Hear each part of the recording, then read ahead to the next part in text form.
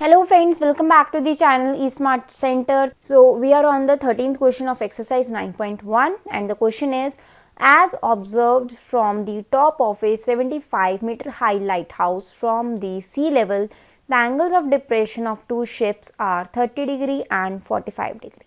If one ship is exactly behind the other on the same side of the lighthouse, find the distance between the two ships. ये हमारा lighthouse है, right? As observe from the top of a 75 metre high lighthouse, तो मतलब इसकी length कितनी हो गई 75 metre from the sea level. The angles of depression of two ships हैं, सेम डायरेक्शन में है. If one ship is exactly behind the other on the same side of the lighthouse, एक ही side पे हैं दो ships. Angle of depression कितना है दोनों शिप्स का?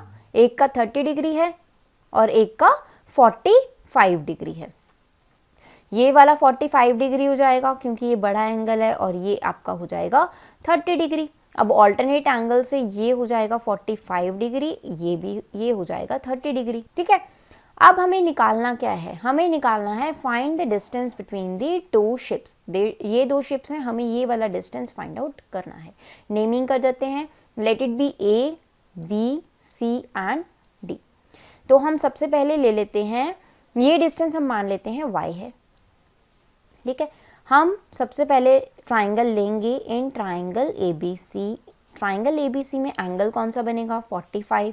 तो tan 45 degree is equal to perpendicular upon base. Perpendicular हमारा क्या है? लाइट हाउस की हाइट हो जाएगी 75, बेस हमारा है y. tan 45 की वैल्यू होती है हमारे पास tan 45 degree is equal to 1. तो tan 45 1, ये 1 हो गया. 75 डिवाइड बाई वाई, यहाँ से हमारे पास y की वैल्यू आ गई 75 मीटर. समझ में आया? ठीक है, उसके बाद इन ट्राइंगल, दूसरा ट्राइंगल लेंगे जिसमें 30 डिग्री का एंगल है. वो ट्राइंगल कौन सा होगा? ABD. In triangle ABD tan 30, यहाँ एंगल 30 डिग्री का बन रहा है. परपेंडिकुलर वही सेम रहेगा दोनों में.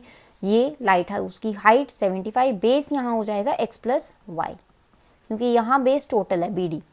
tan 30 is 1 by root 3. यहाँ लिख लेते हैं tan 30 डिग्री is equal to 1 by root 3 is equal to 75 divide by x हमें निकालना है. y की वैल्यू हम निकाल चुके हैं दूसरे ट्राइंगल से, दैट इज 75. इसको सॉल्व करते हैं क्रॉस मल्टीप्लाई करके. x plus 75 is equal to 75 root 3 हो जाएगा. x को एक साइड पे रखेंगे और बाकी टर्म्स को दूसरी साइड पे. 75 रूट 3, ये 75 उधर जाके माइनस हो जाएगा.